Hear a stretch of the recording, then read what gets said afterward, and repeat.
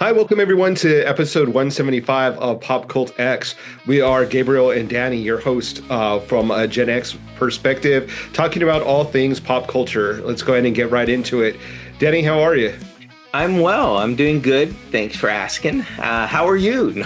I'm doing good. Yeah, it's been a couple days since we last talked. Lots of stuff has happened pop culture wise. I think the one of the biggest things was the Academy Awards. Did you Mhm. watch the Academy Awards? Nope. No. I did not get to see it, which is sad because I like Conan O'Brien, Yeah, and I wish. I guess my only wish is that he had a better crop of nominees to work with. yeah, For me, I wasn't really motivated to watch the this year's Academy Awards because I think I saw or heard of maybe one of the Best Picture films, which was mhm, Wicked. The rest was kind of like, what are these? yeah, And I mean, I know Adrian Brody, of course, for The Brutalist. I knew his name, and I'm sure I knew some of the other stars' names as well, Timothy Chalamet, whatever. But yeah, it just seemed like it was such a down year yeah, in my viewpoint, which is sad. And maybe I just need to watch more films, I yeah. guess. but I really wish Conan O'Brien would have had more of a better, I don't know, just more to work with. Yeah. I mean, I did see his funniest bit was with the back and forth, at least I thought, with him and Adam Sandler, because I guess Mhm. I'm an Adam Sandler fan. So that, what about you? Did you see it? I did watch it. I thought it was entertaining. It was long, of course, like always, but they started the broadcast with a performance by Cynthia Erivo and Ariana Grande, Oh, okay. and they killed it. It was really good.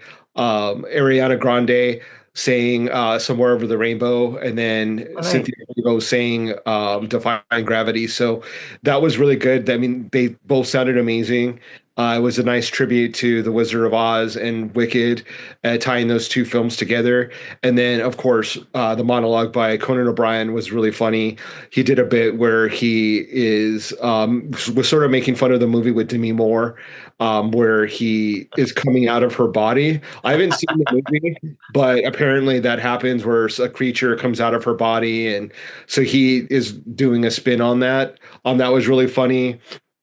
He had a lot of good jokes, a lot of like good bits. There was not a lot of there. I mean, the only people that I was really rooting for and wanting to see was Zoe Saldana and Demi Moore. I wanted both of them to win. Zoe did win, which was really great. Demi Moore did not win, which was kind of sad to see because I was really rooting for her. But outside of that, there was some great moments, some not so great moments.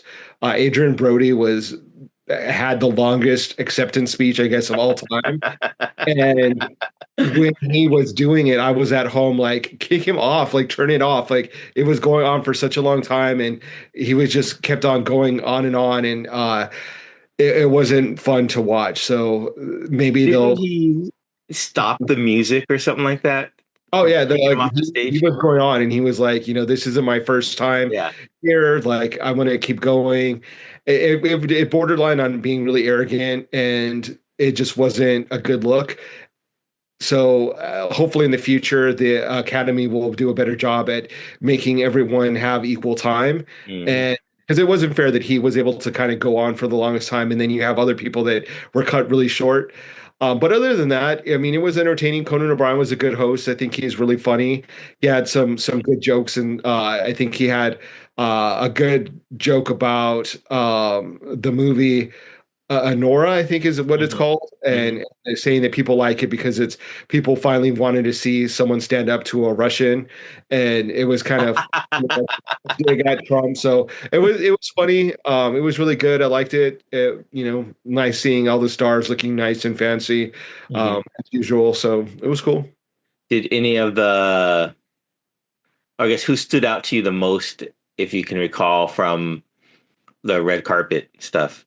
Ariana Grande for sure. She looked really cool. She had a very structured, like architecture style gown. Hmm. It's really interesting if you Google it. I posted it to my social media the night of the Oscars, but it was just very cool looking. Very interesting, very unexpected. Really cool outfit. Cynthia Erivo looked really cool. Selena Gomez looked great. Who else? Dave Bautista looked Yeah, I really did see cool. his. He looked pretty slick in his tux. Yeah. Yeah. Who else? I don't know. Timothy Chalamet, people talked about his outfit. It was like very bright yellow, I think, and I wasn't really a big fan. But he takes a lot of risk with fashion, so I guess you kind of have to respect that. He kind of goes out on a limb to be provocative or to be a little bit more experimental with his fashion. So I give it up to him for that. But it's not something that I was a big fan of. Fair enough. Fair enough. I know. Who's Billy Porter usually goes out there, right, and does some amazing stuff. So I guess I should look up see what he wore. I don't think he was there. I didn't see him. Okay, that A explains lot why of I didn't people see went to the Vanity Fair after party, and I guess the big trend was like either nude illusion or just straight up nude. Megan Thee Stallion had a gown that was basically topless with her breasts hanging out with like some like pasties. There were some other actors and actresses that like had like sheer outfits on. Zoe Kravitz had one that had like butt cleavage. So it was really interesting what people the trend was at the Academy Fair Awards. Like it was not the same as the Academy Awards. It was a lot more provocative and body exposing. So it was interesting to see people show up to ready to party. Yeah, ready to party is an understatement, I guess, right? Yeah, yeah, yeah. So I mean, to each their own. It was I guess I mean it works because it got people's attention, which I guess is one of the outcomes that they were hoping for. hmm But I don't know how great it looked. I mean, I don't know. It's kind of interesting, but after you take the shock factor away from it, like, is it a really cool garment? I don't know. Like, it. Some of them were cool, some of them were not. It just the shock factor, I think, is what they're going for. Yeah, yeah. Yeah, I can see that. I mean, I guess we don't get shocked as much anymore in our older age. I don't know. Yeah. Yeah, I mean, once like Little Kim did that, where like one boob was hanging That's out, right, right. I remember that. Yeah. it's like now it's just kind of like, okay, your boob's hanging out, like, And okay. Yeah. So yeah, so that was the Academy Award season. I do have to go back and watch some movies. I haven't seen Anora, which won Best Picture and got Best Actress and all kinds of different awards. So I'm best looking director, forward. right? Yeah, so I think Best Screenplay too, Yeah, if I'm not correct. you're Uh, right. so I have to go back and watch it because it got all kinds of accolades. Which you're right. In the best screenplay, I think I saw something that people were joking about that award because I think the director Sean Baker had made some quip in an interview that he allowed the actors to improvise a lot Yeah. during the film. So people were saying, well, if they improvise a lot, why did you win best screenplay? So I didn't read the whole thing. I just saw that. That made me laugh because, like, that's true. Yeah, that's a good point. It's Yeah, valid. yeah. But yeah, I do need to watch that film. I know the best actress she won.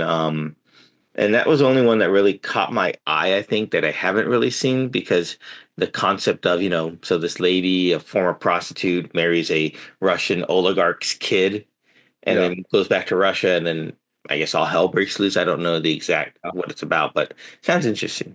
Yeah. Cool. Yeah, I did not watch that, but I did watch Daredevil Born Again, the first two season premiere, which was really good. I enjoyed it because I'm a Mhm. Daredevil fan, and I enjoyed that it felt like it picked up right where the Netflix series left off. Okay. So, Vincent D'Onofrio as Kingpin just morphed right back into that role as he always does every time he makes an appearance, whether it be in Echo or in Hawkeye. And it just I can't see anyone else portraying Kingpin on the big screen or on the screen other than him now because he does just such a great job of enough to wanting to hate the character so much, but loving the way he's portraying it. Yeah. That's So cool. I'm not sure if you got a chance to watch that. I haven't. I have heard some news that there's a character I think that by the name of like White Tiger Yeah. is in it that the actor passed away. I did hear something like that. So I saw like a dedication.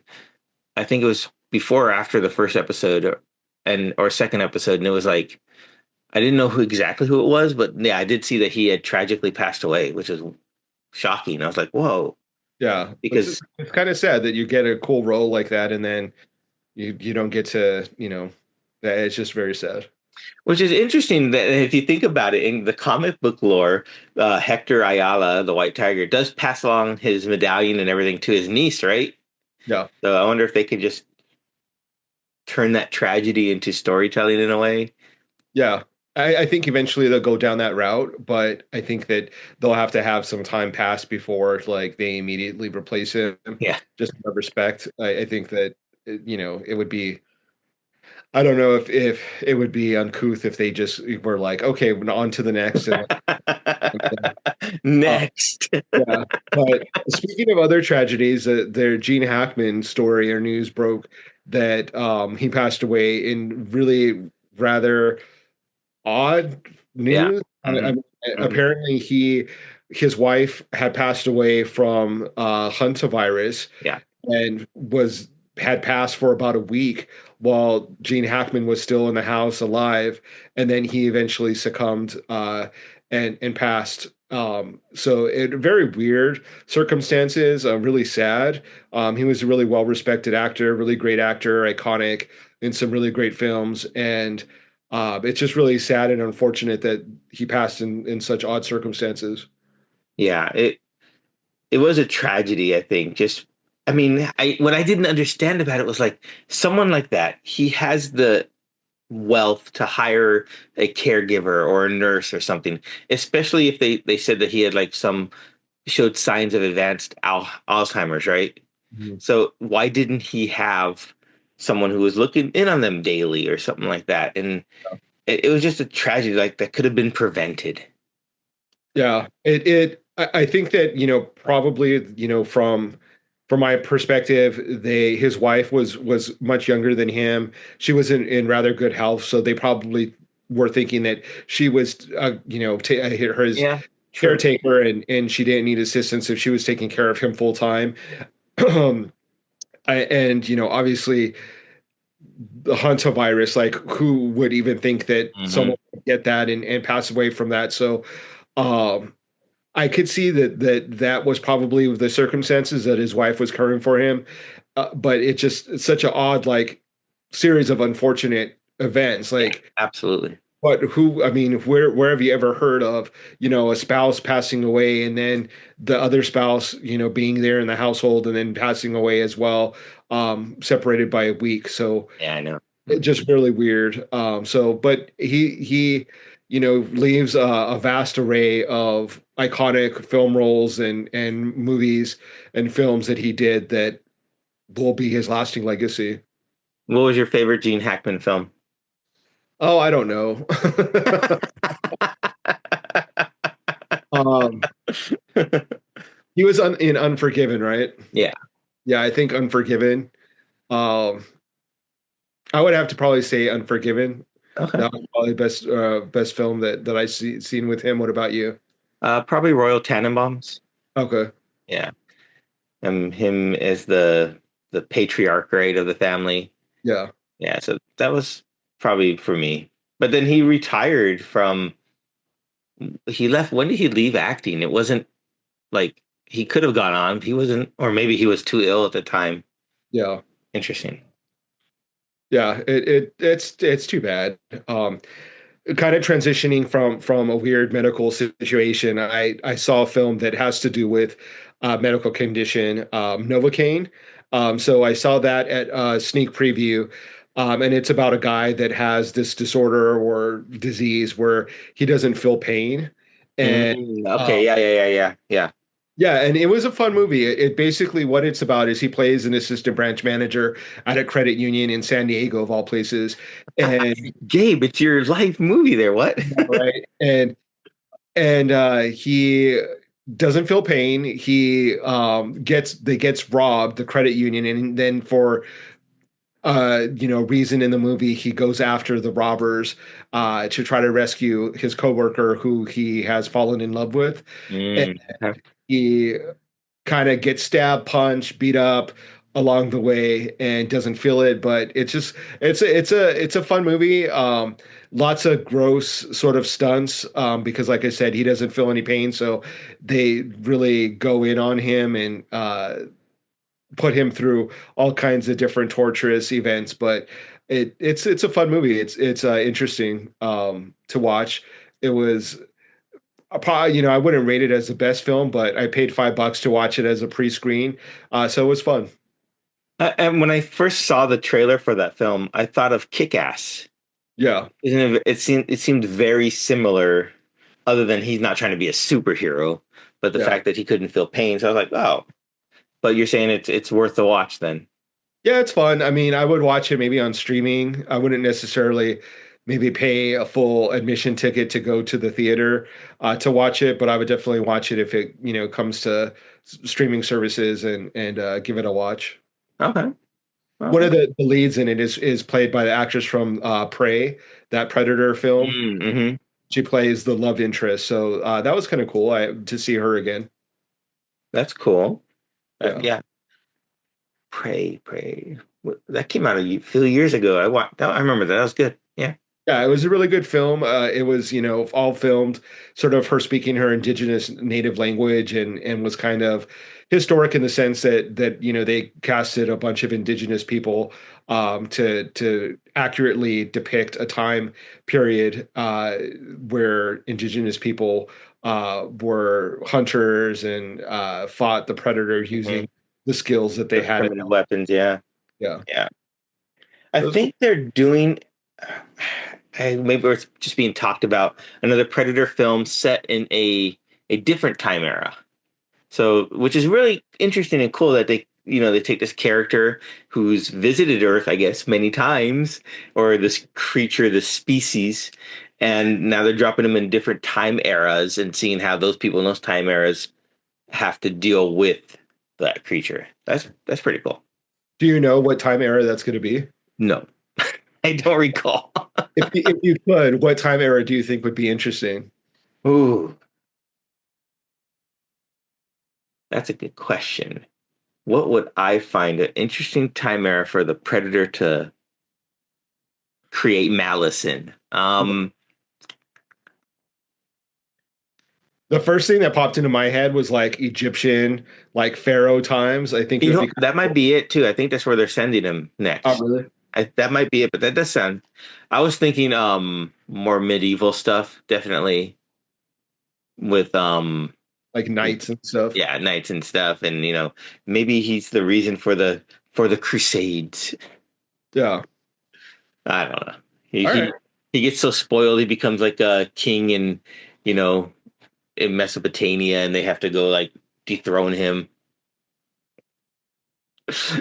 Yes, you hear me out there, movie gods. This is what I want, and I want it now. I don't know. What other film or character would you see transplant from their time era from their film into a new one that you would like to see? Say like Back to the Future. Instead of going to 1955, he goes to what time era? Yeah. It'd be cool to see like some superheroes like time jump and go into different eras. I'm Mm-hmm. particularly like DC characters like Batman. Um, someone that maybe necessarily isn't like have God status like Superman, but someone more like Batman that would have to go back and be able to use his smarts to uh be a superhero back in that time without using his bad gadgets or suit or whatever. I think that would be kind of cool. I mean, they've done that with like the X-Men with Days of Future Past. Yeah. They kind of jump into the future and go backwards and do all of that stuff. So it'd be kind of cool to see some of that. Yeah. Now, would you say Batman, um, I guess depending on what version of Batman, is he anything without his tools and gadgets? Well, he's still like an extremely skilled fighter, right? Okay. Like I think that the term that they always use is like Olympic level fighter or Olympic level athlete. So he is obviously really strong, really good fighter, really, the best detective. So it would be interesting to see him without all his gadgets, kind of in like a London era time with Oh, that'd be like fun. Sherlock Holmes styles type Yeah, history, Jack the Ripper, things like that. So that's kind of where my thought process is kind of going. I like that. I like that. You might have to like write that out before someone else takes that idea. Pretty sure that it's happened before. I want to say specifically like because they have feudal Japan Batman. I want to say that I've seen or read where he goes back into London. So it's Ah, not an original okay. idea. I don't want to take credit for something that is existing, but You just want to see it on the screen. I yeah, gotcha. it'd Okay. be cool. Okay. Makes sense. Well, since we're talking about movies still, and I'm spinning like a pop culture roulette here and just spinning a wheel here, what movie that we grew up loving, now you look back on it and you realize it totally sucked? Anything like that for you? Yeah, I mean, there's a lot of music that I used to like that I think sucks now that I can't like. I literally can't listen to. Uh, but movies that I watch that I like that I can't watch anymore. I don't know. I had really good taste in films. Like I still like the thing. There's not a lot of movies that like I used to like that I think are crap now. Um, yeah, I had pretty good taste in movies. I watched, my parents had good taste in movies, so we watched really good movies. Okay. Together, and the films that I liked watching were pretty good. I can't really think of a film. I mean, there are certain '80s cheesy movies that are I wouldn't necessarily categorize them as great films, but I like to watch them because they're entertaining. Mm, okay. So I Hmm. mean, maybe that. But what about you? Is there anything that you would say like, why did I watch that? I can't think of offhand of any film that, I couldn't sit through again, I guess, right? From my childhood. I'd be Yeah. like, oh, I used to like sitting here watching this and now I can't stomach it or I can't even watch 15 minutes of it. But yeah, I mean, I don't say I would have great taste, but I guess it's the whole, are we giving the nostalgia of it all more power over us than the actually judging if the movie was good or bad? So we're letting the nostalgia of that film determine whether that film was good or bad, whether that makes any sense. You know what I mean?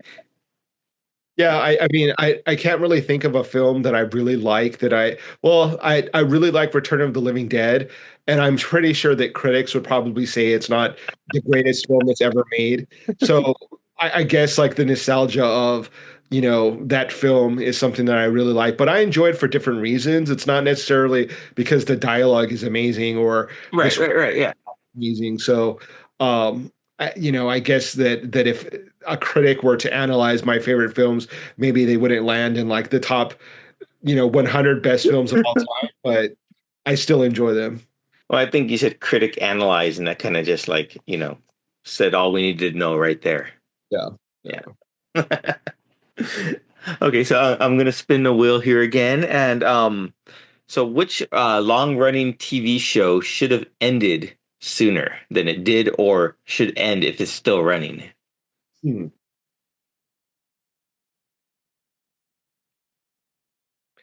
Trying to think of like long running shows.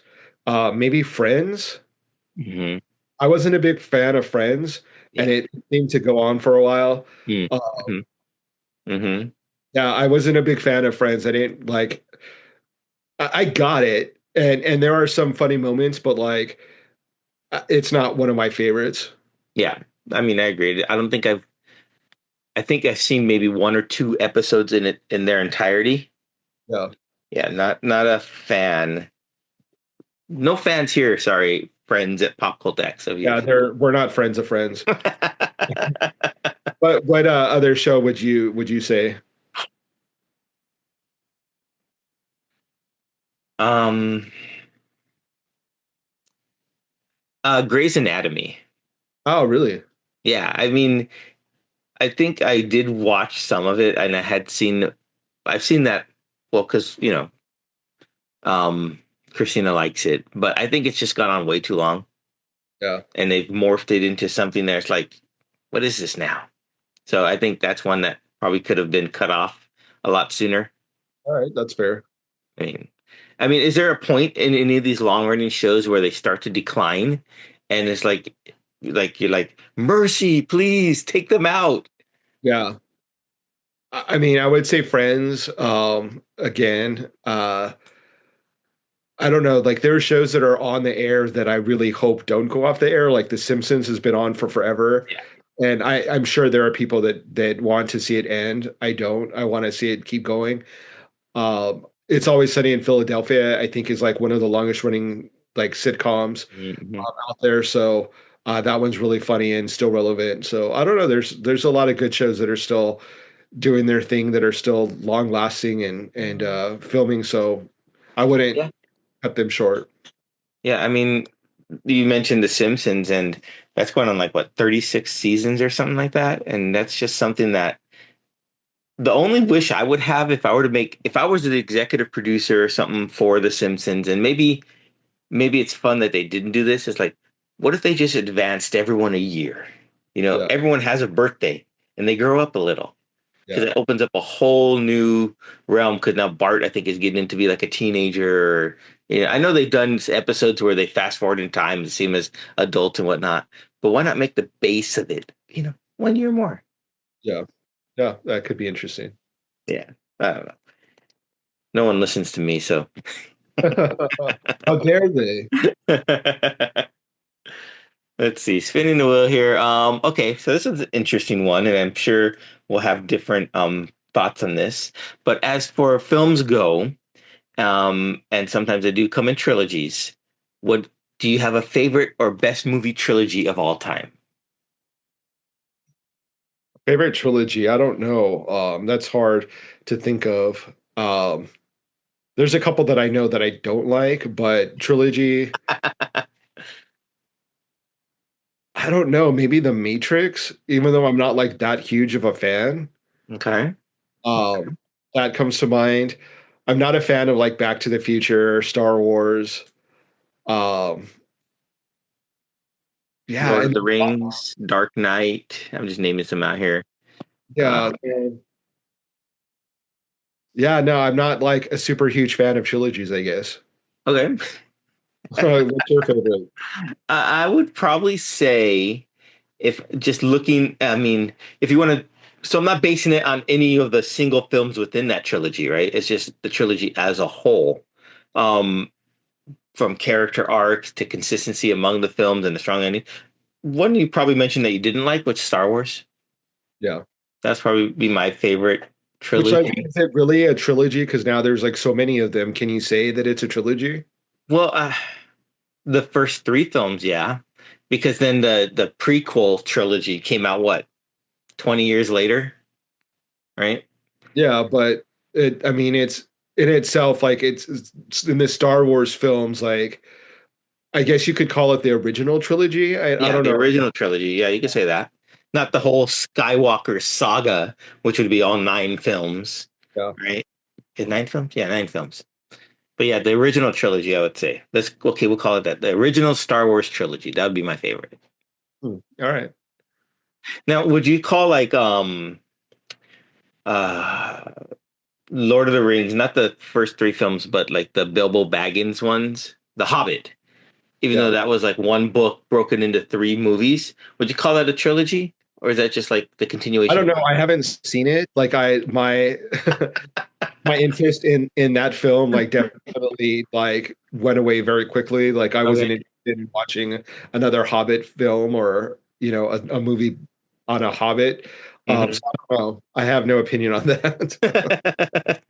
What about the Godfather trilogy? Where would you rank Oh, that? that's good. Yeah, except the third one was really bad. So I would say that they ruined it as doing it in a trilogy. Like the first two were amazing, and then the third one is horrible. Okay. Now, so does that bring down the other two? It kind of ruined it.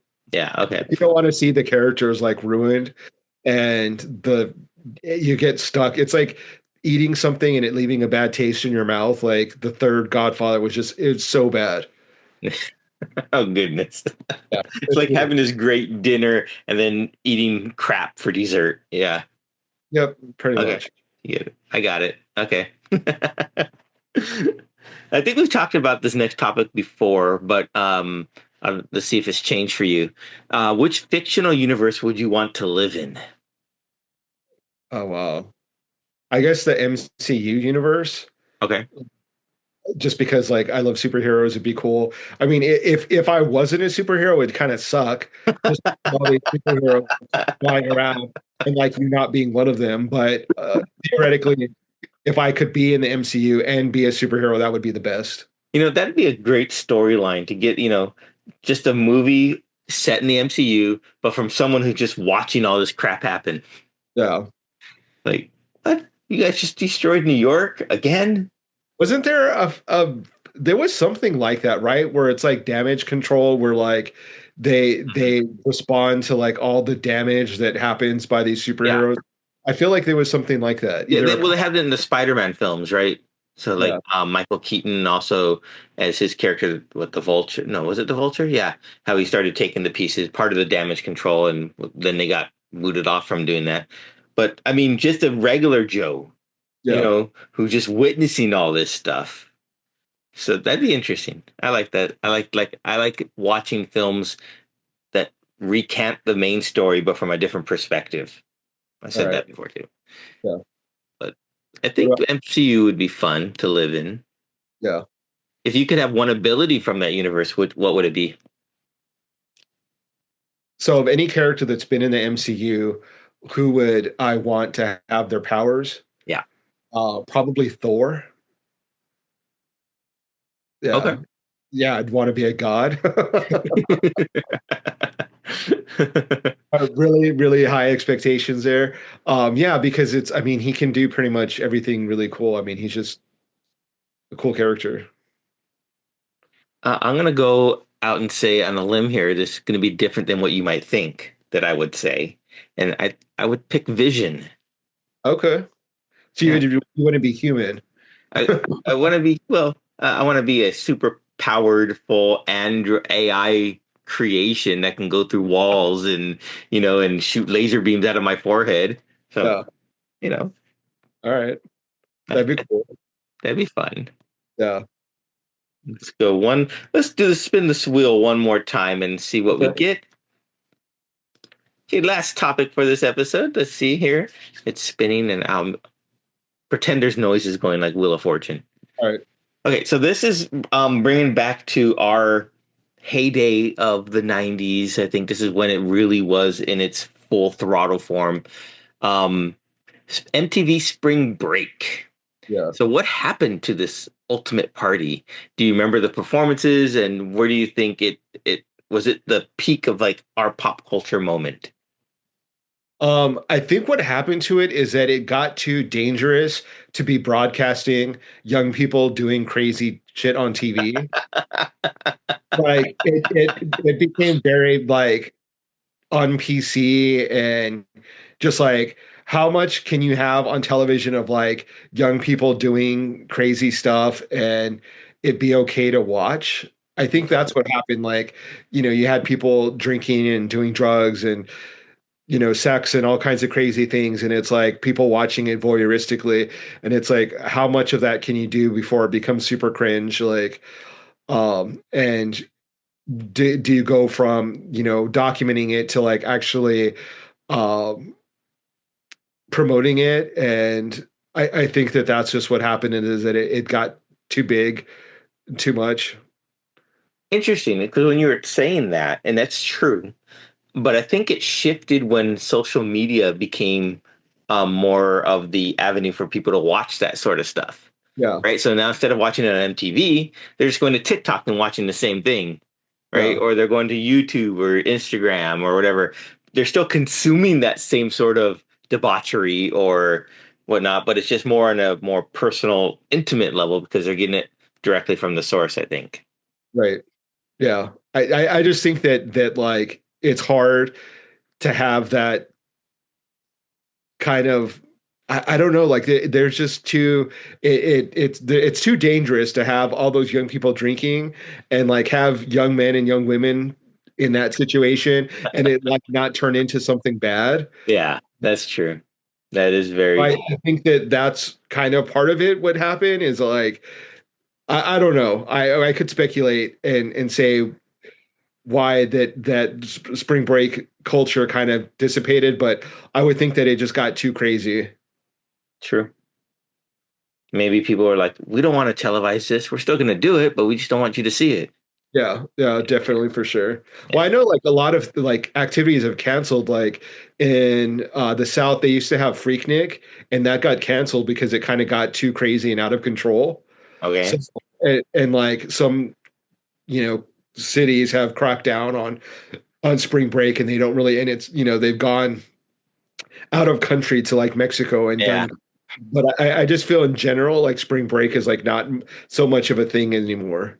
Yeah, that's interesting. I never really did a whole spring break trip or anything like that. So I never really was motivated to do that. And it's interesting that you said that it really isn't a big thing anymore. Yeah. I mean, I don't know if it is. I'm not in college, so I don't know if that's a thing that still happens. But I mean, I don't know. I don't know where I was going with that. Yeah, I'm just as far lame. as it Never being did in it. pop culture, I don't think that it had its heyday, and it's definitely has passed since then. Yeah. I mean, we did get a lot of iconic moments, I guess, and people were able to build up fame from those MTV spring breaks, right? So kudos to them for taking advantage of that situation at the time, I guess. There's a really good episode of American Dad where they make fun of like Yeah, that spring break culture. It's a great episode. yeah, I Uh, remember that. yeah, Yeah, I've been watching, just continuing plowing through American Dad episodes, and it is so fun. so I don't, great. yeah, I don't know why I waited so long to watch it. And I think it is has supplanted Family Guy as my favorite Seth MacFarlane Yeah, um creation. yeah, Yeah, for sure. it's really good. Well, speaking of creations, we can't end the show without talking about Lady Gaga's new creation, the That's right. She dropped a new song. Yeah. new album, not Oh, just the one whole album's out now. Okay. album is out. So you obviously haven't listened to it, right? Not yet. No, I just thought it was Well, another song. Okay. oh, you need to get on that because Okay. it was released on Thursday. Really good album. A lot of like disco influences, like glam rock, like David Bowie, arena Nice. rock. Okay. Um, a lot of like soul infused songs. Um, a lot of like dark techno sounds. It's just a really good amalgamation of like all these really cool sounds Interesting. and kind of harkening back to the beginning of her career, like a sound Mhm. that's like very unique to Gaga, and it's sort of like a return to her roots. Uh, Okay. so it's really good. I mean, there's let me just pull it up because there's like some standout songs that I wanted to say. The first one being "Perfect Celebrity" is a really great song.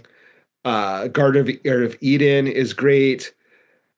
Abracadabra obviously is like a great song, great Yeah. pop song. And Killa. Killa specifically reminds me there's like I want to say it's like either a guitar or like bass line that is very David Bowie to me. Okay. So it's a really cool, interesting like throwback to that time period, that era of music. But it's a really good album. I definitely you have to check it out. I Yeah, probably for sure. will buy the vinyl today. All Uh, right. I am boycotting Target, so I won't get the Target exclusive. So I'll probably end up going to like a record store and getting and spending more money on it than I would normally, but sticking to my morals and buy it from some local record shop. Fair enough.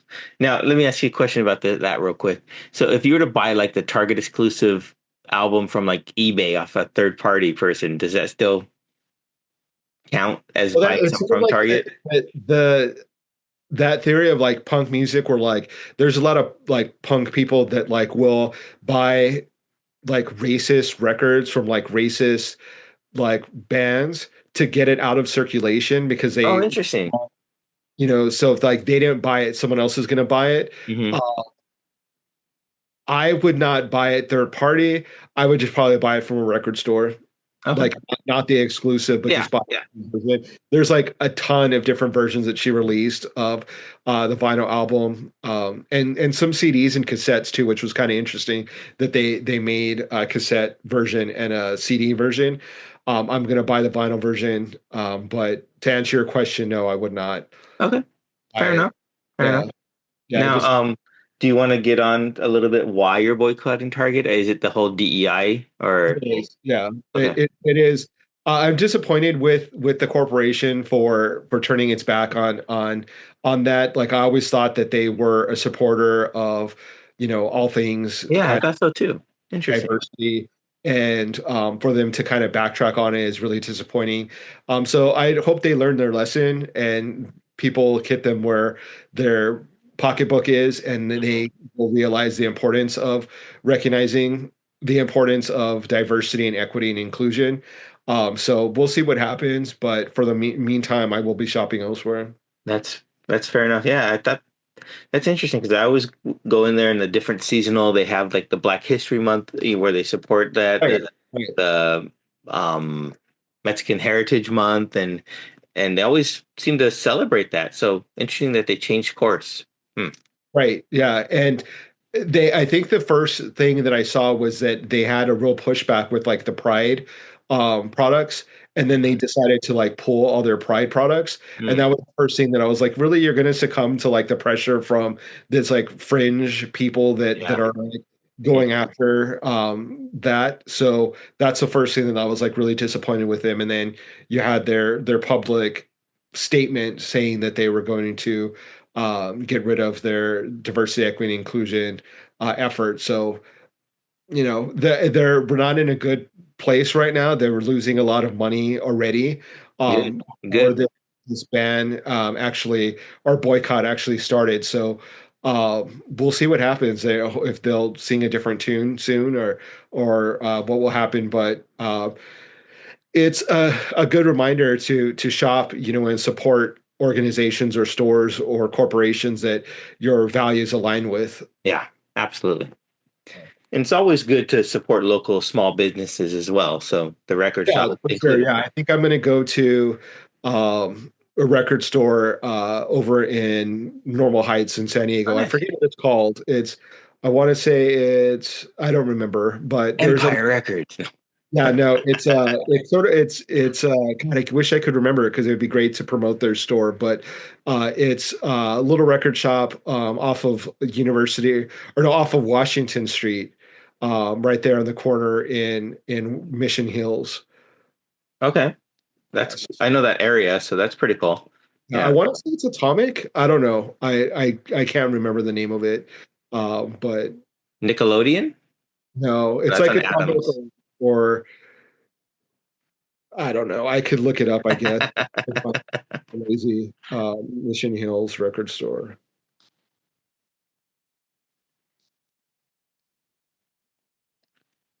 M Theory Music. Okay.